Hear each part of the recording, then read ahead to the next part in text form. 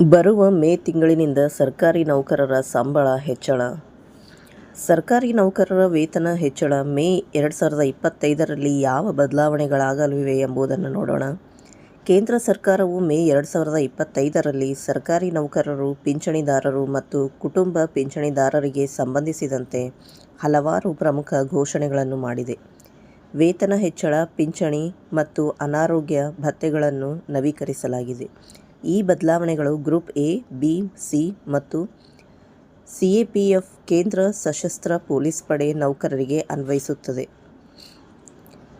DA ಹೆಚ್ಚಳ. ಕೇಂದ್ರ ಸರ್ಕಾರಿ ನೌಕರರ ಡಿಎ ಜನವರಿ 1, 2025ರಿಂದ ಹೆಚ್ಚಿಸಲಾಗಿದೆ. ಈ ಹೆಚ್ಚಳದೊಂದಿಗೆ ಜನವರಿ ತಿಂಗಳಿಂದ ಏಪ್ರಿಲ್ 2025ರವರೆಗಿನ 4 ತಿಂಗಳ ಬಾಕಿ ಹಣವನ್ನು ಮೇ ತಿಂಗಳ ಸಂಬಳದ ಜೊತೆಗೆ ಪಾವತಿಸಲಾಗುವುದು. ಇದರಿಂದಾಗಿ ಮೇ ತಿಂಗಳಲ್ಲಿ ಸರ್ಕಾರಿ ನೌಕರರ ಸಂಬಳ ಗಣನೀಯವಾಗಿ ಹೆಚ್ಚಾಗಲಿದೆ. ಪಿಂಚಣಿ ಮತ್ತು ಅನಾರೋಗ್ಯ ಭತ್ಯೆ ಹೆಚ್ಚಳ. ಕೇಂದ್ರ ಸರ್ಕಾರಿ ನೌಕರರು ಮತ್ತು ಪಿಂಚಣಿದಾರರಿಗೆ ಅನಾರೋಗ್ಯ ಭತ್ಯೆ ಹೆಚ್ಚಳವನ್ನು ಅನುಮೋದಿಸಲಾಗಿದೆ.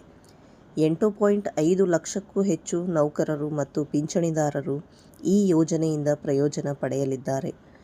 ಬಾಕಿ ಇರುವ ಅನಾರೋಗ್ಯ ಭತ್ಯೆ ಮತ್ತು ಪಿಂಚಣಿ ಹಣವನ್ನು ಮೇ ತಿಂಗಳಲ್ಲಿ ಪಾವತಿಸಲಾಗುವುದು. ಗ್ರೇಡ್ ವೇತನದ ಹೆಚ್ಚಳ.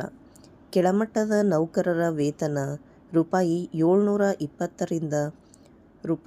3150ರವರೆಗೆ ಹೆಚ್ಚಾಗಿದೆ.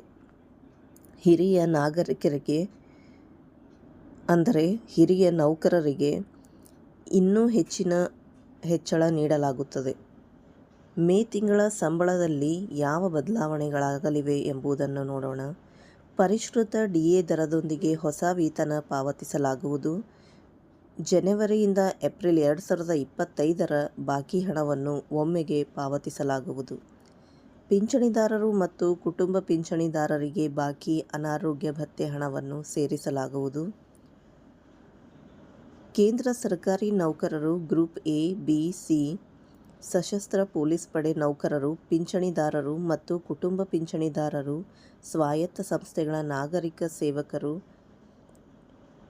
ಮೇ 2025ರಲ್ಲಿ ಕೇಂದ್ರ ಸರ್ಕಾರಿ ನೌಕರರ ಸಂಬಳ, ಡಿಎ, ಪಿಂಚಣಿ ಮತ್ತು ಅನಾರೋಗ್ಯ ಭತ್ಯೆಗಳಲ್ಲಿ ಗಣನೀಯ ಹೆಚ್ಚಳ ಕಾಣಲಿದೆ.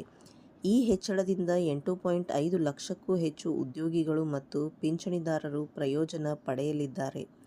ಹಿಂದಿನ 4 ತಿಂಗಳ ಬಾಕಿ ಹಣವು ಸೇರಿದಂತೆ ಮೇ ತಿಂಗಳ ಪೇಸ್ಲಿಪ್ ಗಮನಾರ್ಹವಾಗಿ ಹೆಚ್ಚಾಗಲಿದೆ. ಧನ್ಯವಾದಗಳು.